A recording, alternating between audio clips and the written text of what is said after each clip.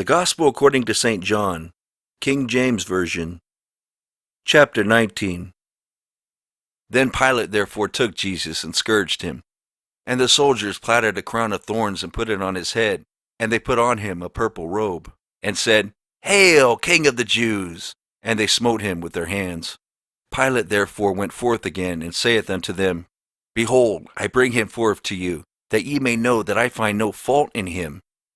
Then came Jesus forth, wearing the crown of thorns, and the purple robe. And Pilate saith unto them, Behold the man! When the chief priests therefore and officers saw him, they cried out, saying, Crucify him! Crucify him! Pilate saith unto them, Take ye him, and crucify him, for I find no fault in him. The Jews answered him, We have a law, and by our law he ought to die, because he made himself the Son of God. When Pilate therefore heard that saying, he was the more afraid, and went again into the judgment hall, and saith unto Jesus, Whence art thou? But Jesus gave him no answer. Then saith Pilate unto him, Speakest thou not unto me? Knowest thou not that I have power to crucify thee, and have power to release thee? Jesus answered, Thou couldst have no power at all against me, except it were given thee from above. Therefore he that delivered me unto thee hath the greater sin. And from thenceforth Pilate sought to release him, but the Jews cried out, saying, If thou let this man go, thou art not Caesar's friend. Whosoever maketh himself a king speaketh against Caesar. When Pilate therefore heard that saying, he brought Jesus forth and sat down in the judgment seat in a place that is called the Pavement, but in the Hebrew, Gabbatha. And it was the preparation of the Passover, and about the 6th hour. And he saith unto the Jews, Behold your king! But they cried out, Away with him! Away with him! Crucify him! Pilate saith unto them, Shall I crucify your king? The chief priest answered, We have no king but Caesar. Then delivered he him therefore unto them to be crucified. And they took Jesus, and led him away.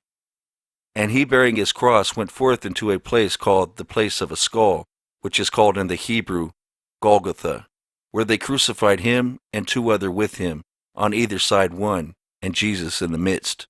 And Pilate wrote a title and put it on the cross, and the writing was, Jesus of Nazareth, the King of the Jews. This title then read many of the Jews, for the place where Jesus was crucified was nigh to the city, and it was written in Hebrew and Greek and Latin. Then said the chief priests of the Jews to Pilate, Write not the King of the Jews, but that he said, I am the King of the Jews. Pilate answered, What I have written, I have written. Then the soldiers, when they had crucified Jesus, took his garments and made 4 parts, to every soldier a part, and also his coat. Now the coat was without seam, woven from the top throughout. They said therefore among themselves, Let us not rend it, but cast lots for it, whose it shall be, that the scripture might be fulfilled, which saith, They parted my raiment among them, and for my vesture they did cast lots. These things therefore the soldiers did. Now there stood by the cross of Jesus his mother, and his mother's sister, Mary the wife of Cleophas, and Mary Magdalene. When Jesus therefore saw his mother, and the disciple standing by, whom he loved, he saith unto his mother, Woman, behold thy son. Then saith he to the disciple, Behold thy mother. And from that hour that disciple took her unto his own home. After this, Jesus, knowing that all things were now accomplished, that the scripture might be fulfilled, saith, I thirst. Now there was set a vessel full of vinegar, and they filled a sponge with vinegar, and put it upon hyssop, and put it to his mouth.